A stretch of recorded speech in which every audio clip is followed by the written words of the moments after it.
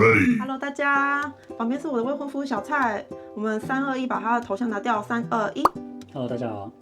我们现在人已经在日本了。那我们这一支影片呢，就是会带大家跟我们一起来日本拍婚纱。那我们在影片的最后面呢，会给大家一个完整的资讯整理，就是包括说我们怎么找婚摄公司，然后我们花了多少钱，还有我们整个流程是怎么样进行，那就会在影片的最后面。那我们呢，刚刚其实已经先去试完婚纱了，我们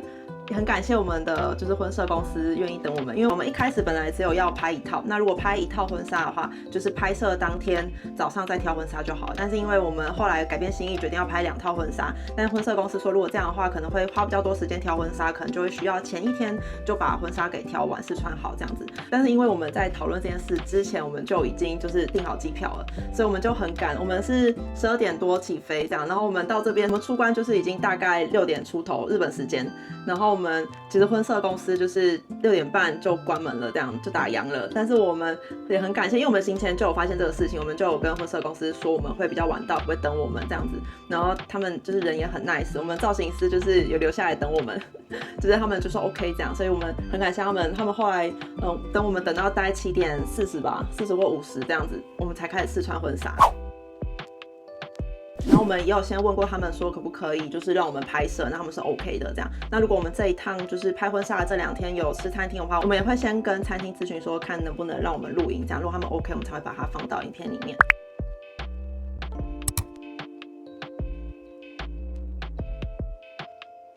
我们现在来 room tour 一下我们这一次在东京浅草这边住3晚的饭店。我们这一次住的是浅草的东武饭店，然后是小蔡订的，他在 Booking.com 订3晚含早餐，总共价格是14752台币。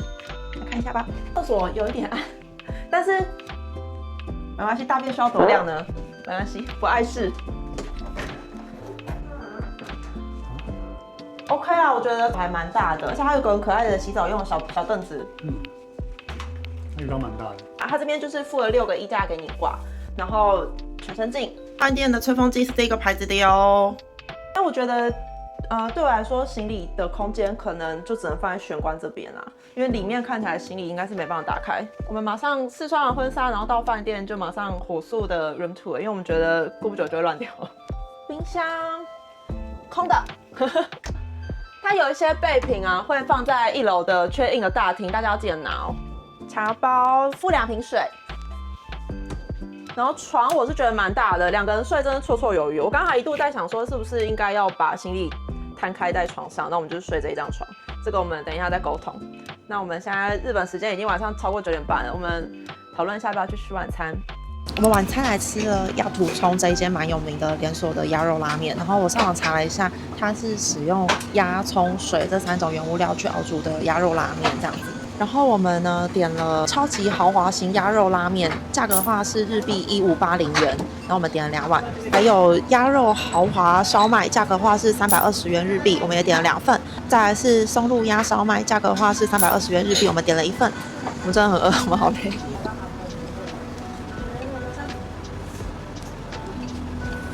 松露味道有哎，我觉得好好吃哦，它也不会太咸，我好饿哦。好饿，快吃！我们真的大爆点。它是属于比较偏向酱油的汤底，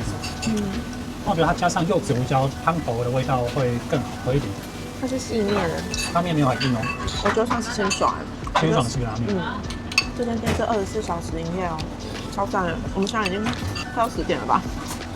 然后我们来前面大概排了4、5组客人，它烤过的葱段是吃得到那个葱甜的那个甜味，我觉得鸭叉烧的鸭味很浓。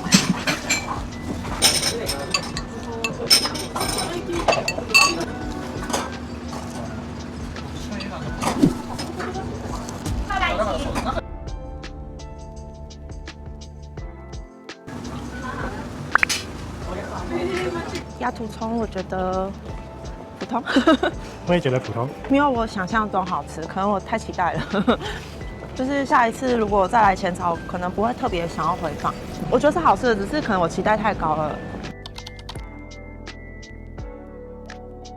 大家早安，大家早。我们今天呢已经是 day 3了，为什么会是 day 3呢？就是因为我们昨天就是要拍婚纱的当天早上，其实我们是有录一小段影片，就是跟大家一起吃早餐啊，然后跟大家就是稍微小闲聊一下，然后我们再去拍婚纱。但是因为那个片段呢，我们就是不小心按到了缩时摄影，它就变成这样。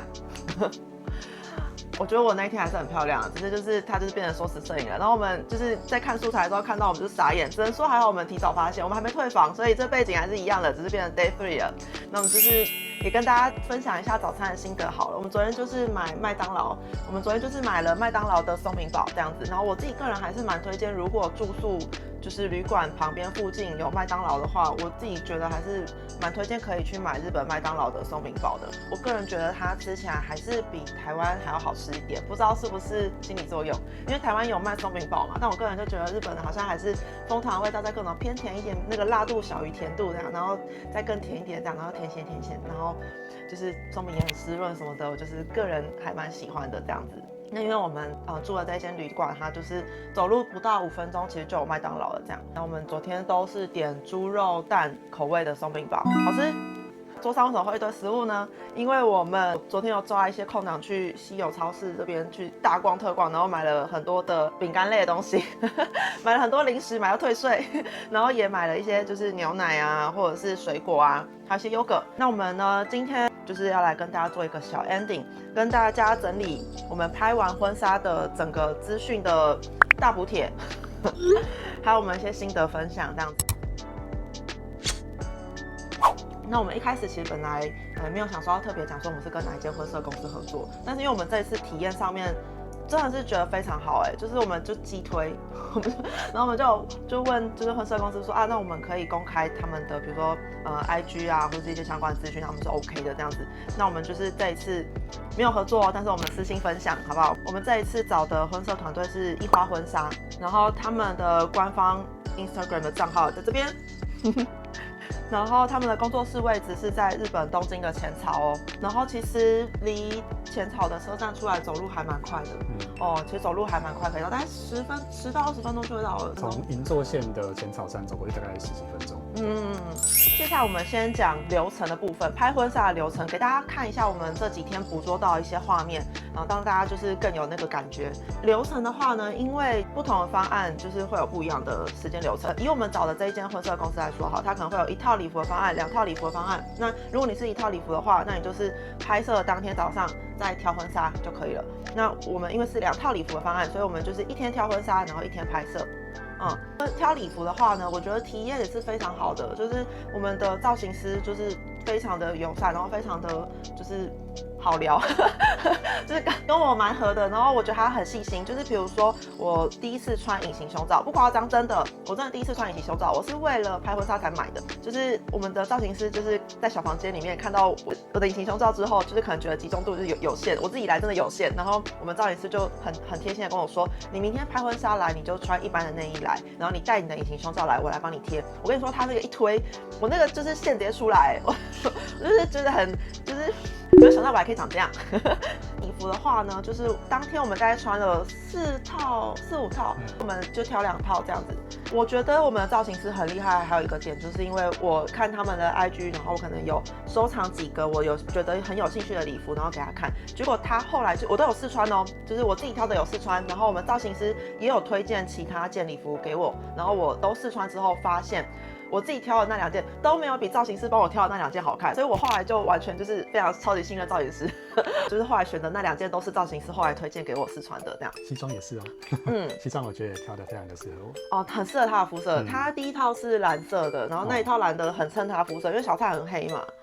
然后第2天早上呢，我们就是吃完早餐，我们就出发去一花婚纱这边，然后让造型师来帮我们梳化这样子。我觉得造型师在梳化上非常的用心，就是花了大概2、3个小时在梳化哦，就是妆发这样子。就他画完之后，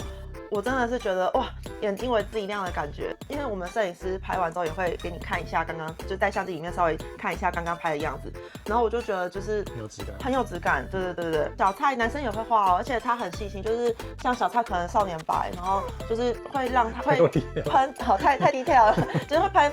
然后让他就是稍微没有那么白这样子。2、3个小时梳化完之后，我们就是去拍摄第1套礼服。那拍摄的过程中，虽然我们就是有一点下雨，但是我觉得摄影师拍出来的样子，他在相机里面给我看，我觉得很有质感就是很厉害。然后很会拍雨天的那个摄影师，我觉得这个应该也很吃技术，但是就是拍出来其实效果很好这样子。我们没有合作，再次强调，我们没有业配，没有合作，我们就是单纯自己心里就是心得分享。拍完之后很喜欢。对，第一套也是大概拍2-3个小时。那虽然下雨天，但是其实成果是很好的。然后过程中就是都感觉得到，不管是摄影师还是造型师都很专业，因为我们2个不是专业的 model， 所以我们其实不是很会摆动作，然后很僵硬，而且他会笑得很假，他在面就会这样。没有，那个是脸部肌肉僵硬，然后眼睛又很大，就这种。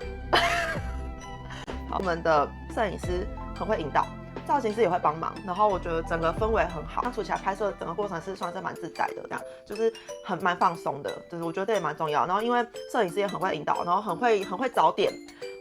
然后很会引导，所以我们拍出来的效果我都觉得很好。就是拍完第一套礼服之后，我们就是中间回去换个衣服，换下一套。换完下一套之后，再换一个地点，因为我们第一套呢其实是在通天塔的景点拍，那我们第2套呢就是在浅草周边拍，那这是我们自己跟婚摄公司讨论希望的这个方案这样子，所以我们第2套就是换完衣服之后，在浅草周边就是跟摄影师还有造型师一起拍这样子，人很多，有点害羞，但是拍出来效果还是很好，而且跟第一套的风格截然不同，然后2个我都好喜欢哦，就它不会让你觉得说2套风格差不多 ，no， 对，所以第2套礼服我们是大概拍2-3个小时，然后收工这样，然后就是一整天的行程，这就是大概拍摄流程的部分。那预约流程的话呢，怎么找的？其实这一间一花婚纱是小蔡找的，小蔡来分享一下怎么找的。我之前就是在各大社群媒体上面翻了很多在日本拍婚纱相关的服务，后来觉得说一花最符合我们的需求，就透过 IG 来私讯小编，就可以免费的咨询跟他询问说，如果我们要在什么时间点在什么地方拍的话，有没有机会之类的。如果确定没有问题，就要付定金，付完定金之后就会建一个 LINE 的社群，然后把摄影师还有我们都加进那个社群，然后再跟摄影师去做更深入的画面的讨论，这样子。那价格的话呢，我们就是这一次我们跟一花婚纱，我们的价格是2套礼服的方案，我们是在浅草跟东京铁塔这2个地点去做拍摄。那这边我们的报价是1880000日币，然后先收定金3000台币。见到面的时候就是他们会收日币的现金，然后再退我们台币的定金这样子。我们的这个报价的1880000日币啊，它会根据不同的拍摄地也会有不同的方案。比如说你可能如果去富士山，可能就会比较贵一点这样子。那还有一点很重要，一定要跟大家讲，我们的这个报价是超过半年以前的报价了，就是我们其实我们现在拍，可是我们在去年10月的时候就预约了。那中间就是婚摄公司这边其实是有调涨过价格，所以如果大家听了我们的分享，看了我们的成品，觉得很喜欢，那一定要再去找我们一花的，就是婚摄这边去做最新价格的一个咨询先去了解他们最新的价格哦。我们的价格已经是过时了，我们就是还蛮幸运的，对，我们其实是蛮幸运的，就是很早就约了这样子，然后在他们调涨价格前就约好了。对，那拍完之后的完整的照片电子档，摄影师筛选过后，完整的照片电子档会在拍完之后的2到3周后提供给我们。精修的话呢，就是可以挑20张，这是我们的方案哦。对，我们的方案是可以挑20张的精修，精修之后也是大概2到3周会提供给我们电子档这样子。关于婚摄侧录，不是有一些婚摄公司可能会有说，就是让新人们要加购侧录影片的这个服务。那一花婚纱这边就是他们是造型师随手用手机侧录，或者是专业的摄影师用相机侧录。但如果用专业的摄影师相机侧录的话，费用会是5万日元哦，然后不包含调色跟剪辑这样子。那我们的话呢，就是我们没有去选择就是用专业的摄影师的相机侧录。那造型师随手用手机侧录的效果其实超好，他超会拍。我们造型师超会拍，我们造型师随手用手机侧录拍起来效果超好，他会运镜，他会运镜。我们真的没图没真相，我们这边就是放一个我们造型师随手拍的画面给大家看，他超厉害，请看。我超喜欢，大家会觉得我太烦了，就是拍完之后心情就很好嘛，就是比较亢奋一点。晒照片晒1年了，我也很怕我会不会就是那种明年要晒一次。对，我也很怕我会不会晒照片晒1年，好可怕哦。我们还有一点非常拍谁，就是因为我们有带我们的 Osmo 的 Pocket 4的这个摄影机，然后就是也有问过，就是一花团队说可不可以让我们录影嘛，然后他们 OK， 然后他们人超好，就是我也很不好意思，就是让他们就是造型师还帮我就是也用我们的就是 Pocket 4的摄影机，就是在拍摄过程中帮我们记录了一些片段，这样真的也是很感谢。一定要提醒大家，如果有要来日本拍婚纱，一定要早一点预约哦。就是像我们就是因为小蔡他比较不方便请假，所以我们比较偏好连假，因为一年中连假也没几个嘛，而且很多都是黄金时段，所以我们去年10月预约的时候已经排到今年6月，所以我们才会是现在来排。所以大家一定要提早预约。如果是跟我们一样，就是可以用的假日比较少的话，但是还好，我觉得蛮幸运的，因为我们6月来排不热。我们本来怕很热，我们是6月19挑婚纱，然后6月20号拍婚纱，然后我们这2天都不热。对，那我们这一支就是日本拍婚纱的影片大概到这边。那我们也跟大家说一下，很抱歉，因为我们以前都是在家录，我们其实也是第一次出外景，真的，所以我们就是在整个记录，比如说妆发过程或者是我们拍摄过程，就是会比较零碎。可能我能够放进来的片段就没有那么连续，这样，那请大家也多多包涵。OK， 那我们今天影片就到这里喽，谢谢大家。